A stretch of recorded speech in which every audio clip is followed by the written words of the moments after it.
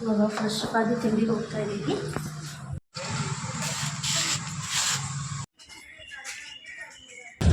ತಿರುನರಯೂರು ಅಂತ ಇವ್ರ ಹೆಸರು ಏನ, ತಿರುನರಯೂರು ಅಂತ. ನಾಚಿಯಾರ್ ಕೋವಿಲ್ ಪಕ್ಕನೇ ತಿರುನರಯೂರು. ಆ್ಯಕ್ಚುಲಿ ಗೂಗಲಲ್ಲಿ ಹಾಕಿದ್ರೆ ನಿಮಗೆ ಆಪೋಸಿಟ್ ಇದು ಡೈರೆಕ್ಷನ್ ಕಾಣಿಸುತ್ತೆ. ಎಂಟ್ರೆನ್ಸ್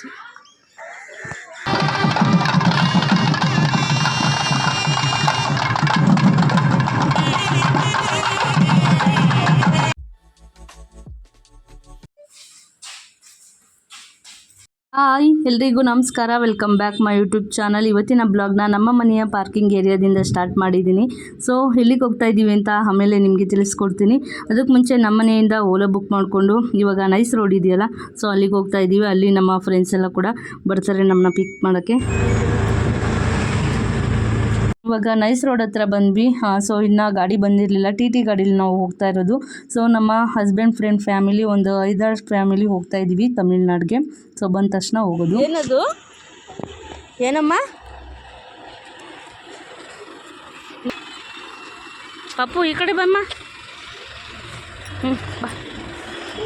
ಬಾ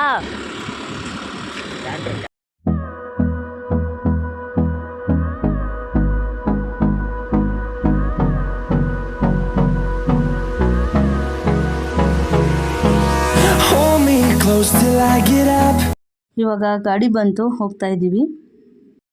ಇದೇ ಟಿ ಗಾಡಿ. Here we go again.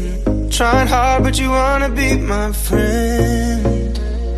Ain't no place to hide, ain't no one to run to. Here we go again.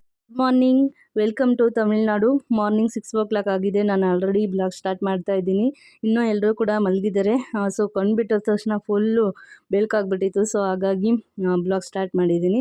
So ಹಾಗೆ ಮಧ್ಯೆ ಮಧ್ಯೆ ಎಚ್ಚರ ಆಗೋದು ಮತ್ತು ಕಾಫಿ ಎಲ್ಲ ಕುಡಿಯೋದು ಹೋಗ್ಬೇಕಾದ್ರೆ ಎಲ್ಲ. ಸೊ ಆ ಥರ ಜರ್ನಿ ಮಾಡಿಕೊಂಡು ಬಂದ್ವಿ. ಸೊ ನೋಡಿ ನಮ್ಮ ಪಾಪು ಫುಲ್ಲು ನಿದ್ದೆಗೆ ಹೋಗ್ಬಿಟ್ಟಿದ್ದಾನೆ. ಇವನಂತೂ ಚೆನ್ನಾಗಿ ನಿದ್ದೆ ಮಾಡ್ದ, ಬಟ್ ನನಗಂತೂ ನಿದ್ದೆನೇ ಬಂದಿಲ್ಲ. ಫುಲ್ ಕಣ್ಣೆಲ್ಲ ನೋಯ್ತಾ ಇದೆ. ಸೊ ಇವಾಗ ಹೋಟೆಲಿಗೆ ಬಂದಿದ್ದೀವಿ.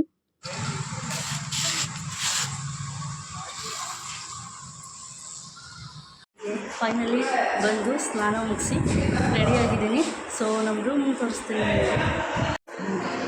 ರೂಮ್ಸ್ ಬೆಡ್ಡು ಚೆನ್ನಾಗಿದೆ, ಹಾಗೆ ಎ ಸಿ ಕೂಡ ಇದೆ, ಒಂದು ಟೇಬಲ್ ಚಾರ್ಜರ್ ಮಾಡ್ಕೊಳ್ಳೋಕ್ಕೆ ಮತ್ತು ಒಂದು ವಾರ್ಡ್ರೋಬ್ಸ್, ಹಾಗೆ ಮಿರರ್ ಕೂಡ ಇದೆ. ನಮ್ಮ ಪಾಪು ನೋಡಿ ಈ ಥರ ರೆಡಿಯಾಗಿದ್ದೀನಿ. ಹಾಯ್ ಮಾಡಪ್ಪ, ಹಾಯ್ ಇತ್ತು, ಹಾಯ್ ಹಾಯ್ ಬೋಲ, ಹಾಯ್ ಹಾಯ್. ಚೆನ್ನಾಗಿದ್ದೀನಾ? ಚೆನ್ನಾಗಿ ಕಾಣಿಸ್ತಾ ಇದ್ರಿ? ಕಮೆಂಟ್ ಮಾಡಿ. ಇವಾಗ ಫ್ರೆಶ್ ಆಗಿ ತಿಂಡಿಗೆ ಹೋಗ್ತಾ ಇದ್ದೀವಿ. ಇವಾಗ ತಿಂಡಿ ಎಲ್ಲ ಮುಗಿಸ್ಕೊಂಡು ಹೊರಡ್ತಾ ಇದ್ದೀವಿ. ನಾವು ಇದ್ದಿದ್ದ ಪ್ಲೇಸಿಂದ ಒಂದು 7 kilometers ಇದೆ.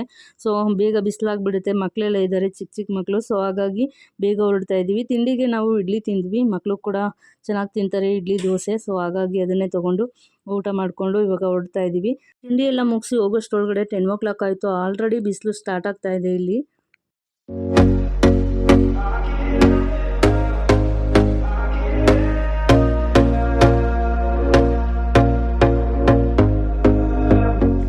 ಇವಾಗ ಒಂದು 2 minutes ಸಿಗುತ್ತೆ ಟೆಂಪಲ್ಲು. ಸೊ ಇದು ಟೆಂಪಲ್ ಬಂದು ಸಿಟಿಯಿಂದ ಒಂದು 7 kilometers ಹಳ್ಳಿ ಕಡೆ ಇರೋದು. ಸೊ ಇವಾಗ ತೋರಿಸ್ತೀನಿ ನೋಡಿ ನಿಮಗೆ. ಇದೇನೇ entrance temple. Very powerful temple ಅಂತಲೇ ಹೇಳ್ಬೋದು. ಇನ್ನೊಂದು ಏನಂದರೆ ವಿಶೇಷತೆ, ಇದು 100% ನಾವೇನು ಅಂದ್ಕೊಂಡಿರ್ತೀವಿ ಅದು ಹಾಗೇ ಆಗುತ್ತೆ. ಮತ್ತು ನಾವು ಫಸ್ಟ್ ಟೈಮ್ ಏನಾದರೂ ಬಂದರೆ ಈ ಟೆಂಪಲ್ಗೆ ಪೂಜೆಯನ್ನು ಕೂಡ ಮಾಡಿಸುವಾಗಿಲ್ಲ. ನಾವು ಕೂಡ ಹೌದಾ ಅಂತ ಅಂದ್ಕೊಂಡ್ವಿ, ಶಾಕ್ ಕೂಡ ಆದ್ವಿ. ಹೌದಾ ಈ ಥರನೂ ಇರುತ್ತಾ ಅಂತ ಹೇಳಿ. ಫಸ್ಟ್ ಟೈಮ್ ನಾವು ಏನು ಅಂದ್ಕೊಂಡು ಹೋಗಿರ್ತೀವಿ, ಬೇಡ್ಕೊಂಡು ದೇವ್ರ ಹತ್ರ ಇದಾಗಬೇಕು ಅಂತ ಹೇಳಿ, ಅದಾದಮೇಲೆ ನೆಕ್ಸ್ಟ್ ಟೈಮ್ ಬಂದಾಗ ಪೂಜೆ ಮಾಡಬೇಕಂತೆ. ಸೊ ಇದು ವಿಶೇಷತೆ. ನಾವು ಫಸ್ಟ್ ಟೈಮ್ ಬಂದಿರೋದ್ರಿಂದ ಹೂನಾರನ್ನಾದರೂ ಕೊಡೋಣ ಅಂತ ಹೇಳಿ ತೊಗೊಂಡಿದ್ದೀವಿ. ಹಾಗೆ ದರ್ಶನಕ್ಕಂತ ಹೇಳಿ ಟಿಕೆಟ್ ಕೂಡ ತೊಗೊಂಡ್ವಿ. ಗರ್ಭಗುಡಿ ಒಳಗಡೆ ಶಿವಲಿಂಗದ ದರ್ಶನ ಮಾಡಿಕೊಂಡು ನೆಕ್ಸ್ಟು ಪಕ್ಕದಲ್ಲೇ ಸನಿಮಾತ್ಮ ಟೆಂಪಲ್ ಇರೋದು. ನೋಡಿ ಇದೇನೆ ಸನಿಮಾತ್ಮ, ವೆರಿ ಪವರ್ಫುಲ್ ಅಂತಲೇ ಹೇಳ್ಬೋದು. ಹಾಗೆ ಇನ್ನೊಂದು ವಿಶೇಷತೆ ಅಂತಂದರೆ ಸನಿಮಾತ್ಮದ ಸ್ಟ್ರೈಟ್ ಇವಾಗ ನೋಡ್ತಾ ಇರೋದು ನೀವು, ಇದು ವಜ್ರೇಶ್ವರಿ ಟೆಂಪಲ್ ಅಂತ ಹೇಳಿ. ಸೊ ಇದು ಇಂಡಿಯಾದಲ್ಲಿ ಎಲ್ಲೂ ಕೂಡ ಇಲ್ಲ, ಇಲ್ಲೇನೆ ಸನಿಮಾತ್ಮಕ್ಕೆ ಆಪೋಸಿಟ್ ಇರೋದು ಸ್ಟ್ರೈಟ್ ಆಗಿ ವಜ್ರೇಶ್ವರಿ ಟೆಂಪಲ್ಲು. ಇದು ವಿಶೇಷತೆ. ಹಾಗೆ ಮತ್ತೊಂದು ವಿಶೇಷತೆ ಅಂದರೆ ನಮ್ಮ ಕರ್ನಾಟಕದಲ್ಲೆಲ್ಲ ನಾವು ನೋಡಿರೋದು ನವಗ್ರಹನ ಸುತ್ತ ಇರೋದು, ಬಟ್ ಇಲ್ಲಿ ನೋಡಿ ಈ ರೀತಿ ಇದೆ. ಇದು ಇಂಡಿಯಾದಲ್ಲಿ ಫಸ್ಟ್ ನವಗ್ರಹ ಈ ರೀತಿ ಇರೋದಂತೆ. ಸೊ ಇದು ಇದರ ಇನ್ನೊಂದು ವಿಶೇಷತೆ.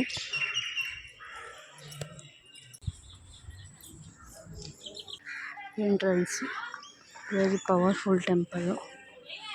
ಇಲ್ಲೆಲ್ಲ ಹೂವು ಮತ್ತು ಹಣ್ಣು ಪೂಜೆ ಸಾಮಾನಿದೆ. ಅಲ್ಲಿ ಎಣ್ಣೆ ಆಯಿಲ್ ಬಾಟಲ್ಲು ಮತ್ತು ಕಡಲೆಪುರಿ ಆ ಥರ ಇದೆ. ಸೊ ತೊಗೊಳಕ್ಕೆ ಹೋಗಿದ್ದಾರೆ, ಇವಾಗ ಹೋಗ್ತಾ ಇದ್ದೀವಿ. ಪೂಜೆ ಎಲ್ಲ ಆಯಿತು ಇವಾಗ.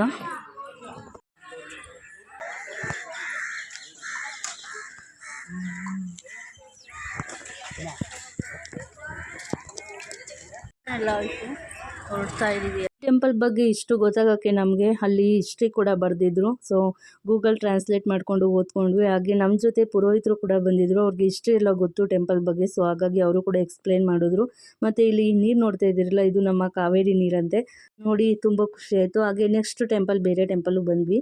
ಈ ಟೆಂಪಲಲ್ಲಿ ತುಂಬಾ ವಿಶೇಷತೆ ಇದೆ ಅಂತಲೇ ಹೇಳ್ಬೋದು. ನಾವೇನಾದರೂ ಕೂಡ ಡ್ರೈವಿಂಗ್ ಮಾಡಬೇಕಾದ್ರೆ ಏನೂ ಕೂಡ ಅಪಾಯ ಆಗಲಿ ಏನೂ ಆಗಬಾರ್ದು ಅಂತ ಹೇಳಿ, ತೊಂದರೆ ಆಗಬಾರ್ದು ಅಂತ ಹೇಳಿ ಇಲ್ಲಿ ಪೂಜೆ ಮಾಡಿಸ್ತಾರಂತೆ. ನಾವು ಕೂಡ ಇಲ್ಲಿ ಅಭಿಷೇಕನ ಮಾಡಿಸಿದ್ವಿ, ಚೆನ್ನಾಗಿ ಅಭಿಷೇಕ ಮಾಡಿದ್ರು ಅಂತಲೇ ಹೇಳ್ಬೋದು. ಹಾಗೆ ಟೆಂಪಲ್ನ ಇಲ್ಲಿ ವಿಶೇಷತೆನೇ ಹೇಳ್ತಾ ಇದ್ದಾರೆ. ಒಬ್ಬರು ಕ್ರೂರಿ ಇಲ್ಲ, ಅದಕ್ಕೆ ಅಲ್ಲಿ ಡೈರೆಕ್ಟ್ ನಮಸ್ಕಾರ ಮಾಡ್ಬೋದು ಅಂತ. ತಿರುನರಯೂರ್ ಅಂತ ಇವ್ರ ಹೆಸರು.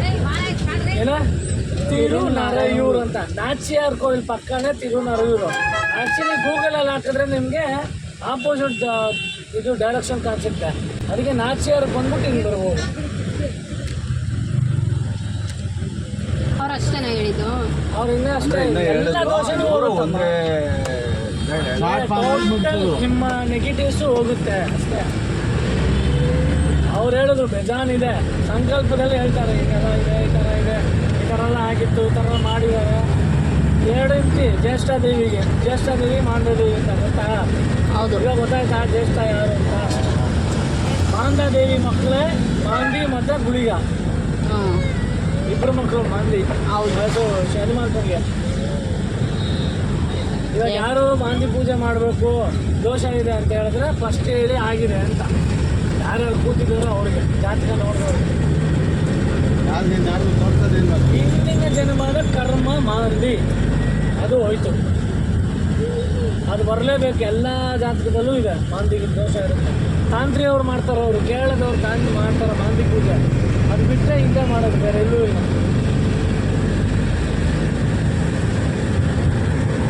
ಪಟ್ಟಸ್ಥಾನ ಇವಾಗ ನಿಮಗೇನು ಗೊತ್ತಾಗಲ್ಲ, ಬೆಂಗಳೂರು ಬಂದ್ರೆ ಗೊತ್ತಾಗುತ್ತೆ ಏನೇನು ವೈಬ್ರೇಷನ್ಸ್. ಯಾರು 7 ದಿನ ತಿಂಬೇಡಿ ಬಾ ನಾನು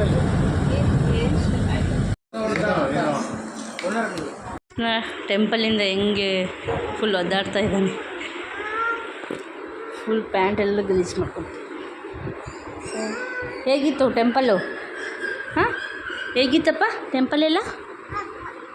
ಚೆನ್ನನಾ? Super super super.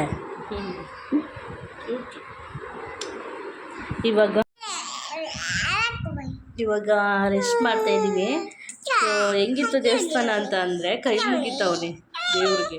ಹೆಂಗಿತ್ತಪ್ಪ ದೇವಸ್ಥಾನ ಮಾಮಿ? ಹೆಂಗಿತ್ತು? ಎಲ್ಲೇ ದೇವಸ್ಥಾನ ಕಾಣಲಿ ಕೈ ಮುಗಿತಾ ಇರ್ತಾನೆ, ಮುತ್ತು ಕೊಡ್ತಾ ಇರ್ತಾನೆ. ಹೆಂಗಿತ್ತಪ್ಪ ದೇವಸ್ಥಾನ? ಹೆಂಗಿತ್ತು? ಹೆಂಗೆ ನೀನು ಕೈ ಮುಗಿಯೋದು? ಮಾಮಿಗೆ ಹೆಂಗೆ ಕೈ ಮುಗಿಯೋದು? ಇವಾಗ ಮೂಡಿಲ್ಲ ಇವನಿಗೆ. ಎಲ್ಲ ಆಫ್ ಮಾಡೋದು ಆನ್ ಮಾಡೋದು ಮಾಡ್ತಾ ಇದ್ದಾನೆ. ಸೊ ಸ್ವಲ್ಪ ಹೊತ್ತು ರೆಸ್ಟ್ ಆದಮೇಲೆ ಬೇರೆ ಟೆಂಪಲ್ಗೆ ಹೋಗ್ಬೇಕು ಇವಾಗ. ಸೊ ಆಮೇಲೆ ನಿಮಗೆ ಸಿಗ್ತೀನಿ. ಬಾಯ್ ಬಾಯ್. ನೋಡಿ ಲೈಟ್ ಆಫ್ ಮಾಡಿಬಿಟ್ಟೆ. ಕಾಫಿ ಬೇಕು. ಎಲ್ಲರೂ ಹೋಯ್ತಾ?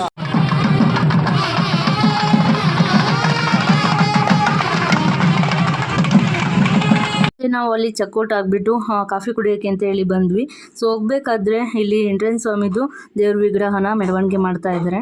ಅಲ್ಲಿ ಸೌಂಡ್ಗೆ ನೋಡಿ ಇವನು ಬೆಳ್ಳೆಲ್ಲನೂ ಕೂಡ ಹೆಂಗೆ ಆಡಿಸ್ತಾ ಇದ್ದಾನೆ.